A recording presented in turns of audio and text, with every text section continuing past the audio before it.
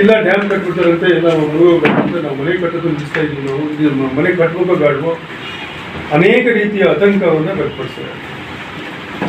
ಯಾಕೆ ಸುಮ್ಮನೆ ಈ ಥರದ ಸುಳ್ಳು ಸುದ್ದಿಯನ್ನು ಅನೇಕ ರೀತಿಯ ಊಹಾಪೋಹಗಳನ್ನ ಯಾಕೆ ಗೊತ್ತಿಲ್ಲ, ಅದು ಆಗಬಾರ್ದು ಅನ್ನೋ ದೃಷ್ಟಿಯಲ್ಲಿ ನಾವೆಲ್ಲರೂ ಸೇರಿ ಪಕ್ಷಾತೀತವಾಗಿ ಇವತ್ತು ನಾವು ಹೋರಾಟವನ್ನು ನಾವು ಮಾಡ್ತಿದ್ದೀವಿ. ನಾವು ಶ್ರೀಗಳ ಸಮ್ಮುಖದಲ್ಲಿ ಇದನ್ನ ಈ ರೀತಿ ಸುಮ್ಮನೆ ಅಲ್ಲಿ ಮುಳುಗತ್ತಂದ್ರೆ ಇಲ್ಲಿ ಮುಳುಗತ್ತಂತೆ, ಇಲ್ಲಿ ಹತ್ತತ್ರ ಬೆಡ್ಕಣಿ ಹತ್ತತ್ರ ಮುಳುಗತ್ತೆ ಅಂತ ಹೇಳ್ತಾರಲ್ಲ, ಏನು ಸುಮ್ಮನೆ ಅವೈಜ್ಞಾನಿಕವಾಗಿರ್ತಕ್ಕಂಥ ಸರಿಯಾದ ಮಾಹಿತಿನೂ ಇಲ್ಲದೇ ಸುಮ್ಮನೆ ಹೇಳ್ತಕ್ಕಂಥದ್ದು ಸರಿಯಲ್ಲ. ಅಂಥ ವ್ಯಕ್ತಿಗಳು ಯಾರಾದರೂ ಮಾಹಿತಿಯನ್ನು ಕೊಟ್ಟಲ್ಲಿ ಅದು ತಪ್ಪು, ಆ ರೀತಿ ತಪ್ಪು ಸಂದೇಶವನ್ನು ಕೊಡಬಾರ್ದು ಅಂತ ವಿನಂತಿಯನ್ನು ಕೂಡ ನಾವು ಮಾಡೋಕ್ಕೆ ಬಯಸ್ತೀನಿ. ನಾನು ಇವತ್ತು ಎರಡೂ ಯೋಜನೆಗಳನ್ನು ಕೈ ಬಿಡಬೇಕು ಅಂತ ವಿನಂತಿ ನಾವು. ಯಾಕಂದರೆ ಇವತ್ತು ಜಿಲ್ಲೆಯಲ್ಲಿ ಈಗಾಗಲೇ ಹಲವಾರು ಬಾರಿ ಹೇಳಿದ್ದೀನಿ ನಾನು, ಸಾಕಷ್ಟು ಯೋಜನೆಗಳಿಗೆ ನಮ್ಮ ಜಿಲ್ಲೆ ಭೂಮಿಯನ್ನು ತ್ಯಾಗ ಮಾಡ್ತಕ್ಕಂಥ ಜಿಲ್ಲೆ. ಪದೇ ಪದೇ ಇಂಥ ಯೋಜನೆಯನ್ನು ನಮ್ಮ ಈ ಭಾಗಕ್ಕೆ ತಂದರೆ, ನಮ್ಮ ಜಿಲ್ಲೆಗೆ ತಂದರೆ ಇಲ್ಲಿ ಜನಗಳು ಏನು ಮಾಡೋಕ್ಕಾಗುತ್ತೆ, ಜನಗಳಿಗೆ ಯಾವ ರೀತಿ ತೊಂದರೆ ಆಗುತ್ತೆ. ಅಲ್ಲಿ ಯೋಜನೆಯನ್ನು ರೂಪಿಸ್ತಕ್ಕಂಥ ಏನು ಮುಖಂಡರು ಯಾರು ಇದ್ದಾರಲ್ಲ, ಅವರು ಕೂಡ ನಮ್ಮ ಜಿಲ್ಲೆ ಬಗ್ಗೆ ಸ್ವಲ್ಪ ಯೋಚನೆ ಮಾಡಬೇಕಾಗುತ್ತೆ. ಸುಮಾರು ವರ್ಷಗಳಿಂದ ಅವರ ಬದುಕಿಗಾಗಿ ಜೀವನಕ್ಕಾಗಿ ಅತಿಕ್ರಮಣ ಮಾಡ್ಕೊಂಡಿದ್ದಾರೆ. ಇಲ್ಲಿ ಅನೇಕ ರೀತಿಯ ಜೀವನಕ್ಕಾಗಿ ಅಲ್ಪ ಸ್ವಲ್ಪ ಭೂಮಿಯನ್ನು ಅತಿಕ್ರಮಣ ಮಾಡ್ಕೊಂಡಿದ್ದಾರೆ. ಇಲ್ಲಿಗೆ ಅದ್ರ ಬಗ್ಗೆ ಯಾರೂ ಯೋಚನೆ ಮಾಡ್ತಾ ಇಲ್ಲ.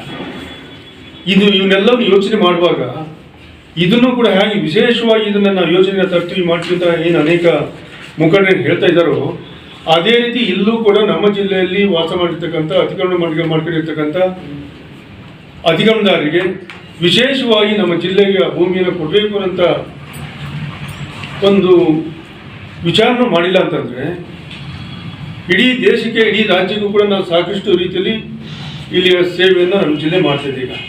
ಈಗ ನೀರು ವಿಚಾರ ಇರ್ಬೋದು, ಮತ್ತು ನಮ್ಮ ಈ ದೇಶವನ್ನು ರಕ್ಷಣೆ ಮಾಡ್ತಕ್ಕಂಥ ಸೀಬಾರ್ಡ್ ಇರ್ಬೋದು, ಈ ರೀತಿ ಎಲ್ಲ ರೀತಿಯಲ್ಲಿ ನಮ್ಮ ಜಿಲ್ಲೆ ತ್ಯಾಗ ಮಾಡಿ ಇಲ್ಲಿರ್ತಕ್ಕಂಥ ಜನಗಳ ಬಗ್ಗೆ ಸ್ವಲ್ಪ ಕಿಂಚಿತ್ತೂ ಕೂಡ ಯೋಚನೆ ಮಾಡಿಲ್ಲ, ಚರ್ಚೆನೇ ಮಾಡಿಲ್ಲ ಅಂತಂದರೆ ಈ ಯೋಜನೆ ಮಾಡ್ತೀವಿ ಅಂತ ಹೇಳ್ತಾರಲ್ಲ, ಅವರು ಸ್ವಾರ್ಥಿಗಳು ಅಥವಾ ನಿಜವಾದ ರಾಜಕಾರಣಿಗಳಾದರೆ, ರಾಷ್ಟ್ರ ರಾಜಕಾರಣಿಗಳಾಗಿದ್ದಿದ್ರೆ, ರಾಜ್ಯದ ರಾಜಕಾರಣಿಗಳಾಗಿದ್ದಿದ್ರೆ ಈ ದೇಶದ ಪ್ರತಿಯೊಬ್ಬ ಪ್ರಜೆಗಳ ನೋವನ್ನು ಆಲಿಸ್ತಕ್ಕಂಥ ವಿಚಾರಗಳು ತಮ್ಮಲ್ಲಿ ಬರಬೇಕಾಗತ್ತೆ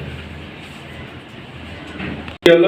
ಇದಕ್ಕಾಗಿ ನಾವೆಲ್ಲರೂ ಕೂಡ ನಾವು ಮಾನ್ಯ ಶ್ರೀಗಳ ಏನು ಒಂದು ಸಂದೇಶ ಏನಿದೆಯೋ, ಅವರ ವಿಚಾರಗಳಿದ್ದಾವೋ ಅದರ ಪೂರ್ವಕವಾಗಿ ನಾವು ಹೇಳಿದ್ವಿ. ನಾವು ಹೇಳಿದ್ವಿ, ಮಾನ್ಯ ಹೆಬ್ಬಾರರು ಕೂಡ ಹೇಳಿದಂಥದ್ದು, ಮಾನ್ಯ ಜಿಲ್ಲಾ ಉಸ್ತುವಾರಿ ಮಂತ್ರಿಗಳು ಕೂಡ ಸಭೆಯಲ್ಲಿ ಕೂಡ ಹೇಳಿರುವಂಥದ್ದು ಅನ್ನುವಂಥ ದೃಷ್ಟಿಯಲ್ಲಿ ನಾವು ಕೇಂದ್ರ ಸರ್ಕಾರವನ್ನು ಒತ್ತಾಯವನ್ನು ಮಾಡ್ತಾ ಇದ್ದೀವಿ. ಆ ಪ್ರಯುಕ್ತವಾಗಿ ನಮ್ಮ ಜಿಲ್ಲೆಯ ಉಸ್ತುವಾರಿ ಮಂತ್ರಿಯಾಗಿರ್ತಕ್ಕಂಥ ಮಾನ್ಯ ಮಹಂಕಾಳ್ ವೈದ್ಯರವರು, ಯಲ್ಲಾಪುರ ಶಾಸಕರಾಗಿರ್ತಕ್ಕಂಥ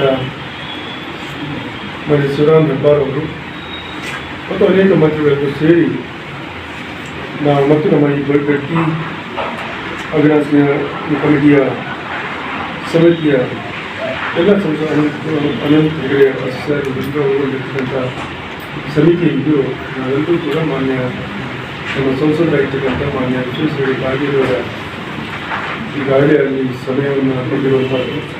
ಹಾಗಾಗಿ ನಾವು ನಾಳೆ ಸಾಯಂಕಾಲ ಹೊರತು ಸೋಮವಾರ ಆಗಿದ್ದು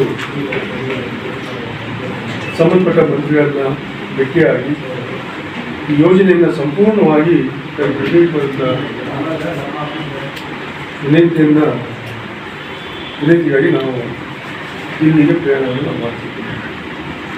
ಇದಕ್ಕೂ ಪೂರ್ವದಲ್ಲಿ ನಾನು ಸಿದ್ಧಾರ್ಥ ತಾಲೂಕಿನಲ್ಲಿ ಅನೇಕ ಕಡೆ ನಾನು ನನ್ನ ಪ್ರವಾಸ ಮಾಡ್ತಕ್ಕಂಥ ಸಂದರ್ಭದಲ್ಲಿ ಭಾಳಷ್ಟು ಮುಂದೆ ಇದ್ದಾರೆ. ಯಾವ ಸ್ಥಿತಿ ಮುಟ್ತಾ ಇದ್ರು ಇದು ಆಗ್ಬೋದು ಅನ್ನೋಂಥ ಮಾತನ್ನು ಮಾನ್ಯ ಗೃಹ ಮಂತ್ರಿ ಆಗಿರ್ತಕ್ಕಂಥ ಡಾಕ್ಟರ್ ಪರಮೇಶ್ವರ್ ಕೂಡ ನಾನು ತಂದಿದ್ದೀನಿ. ಹಾಗಾಗಿ ಮುಂದೆ ಈ ರೀತಿಯ ಆಗಿರೋ ರೀತಿಯಲ್ಲಿ ನಾವು ಇಲ್ಲಿ ಪೊಲೀಸ್ ಬಹಳ ಅಪಸ್ವರಗಳಿದೆ. ಯಾಕೆಂದ್ರೆ ಎಲ್ಲ ಇಲ್ಲಿ ಲೋಕಲ್ ಪೊಲೀಸರೇ ಇದ್ದಾರೆ, ಆಮೇಲೆ ಯಾವುದೇ ರೀತಿ ಕ್ರಮವನ್ನು ತೆಗೆದುಕೊಳ್ತಾ ಇಲ್ಲ. ಪೊಲೀಸ್ ಸಂಪರ್ಕದಿಂದ ನಾವು ಓಪನ್ ಆಗಿ ಚರ್ಚೆ ಕೂಡ ಈಗಾಗಲೇ ನಾನು ವರಿಷ್ಠ ಅಧಿಕಾರಿಗಳ ಹತ್ರ ಮಾತನಾಡ್ತಾ ಇದ್ದೀರಾ? ಅದ್ರ ಬಗ್ಗೆ ಏನಾದರೂ ನೀವು ಹೇಳಿದ್ದೀರಾ? ಅಲ್ಲ, ನಾನು ವರಿಷ್ಠ ಅಧಿಕಾರಿಗಳ ಹತ್ರ ನಾನು ಏನು ಮಾತಾಡಿದೆ ಅನ್ನೋದು ಬೇಡ, ನನಗೆ ವಿಶ್ವಾಸ ಇದೆ. ವೀಕ್ಷಕ ಮಹಾಪ್ರಭುಗಳೇ, ನಮ್ಮ ಚಾನಲ್ ಅನ್ನು ಸಬ್ಸ್ಕ್ರೈಬ್ ಮಾಡಿ, ಶೇರ್ ಮಾಡಿ, ಪ್ರೋತ್ಸಾಹಿಸಿ.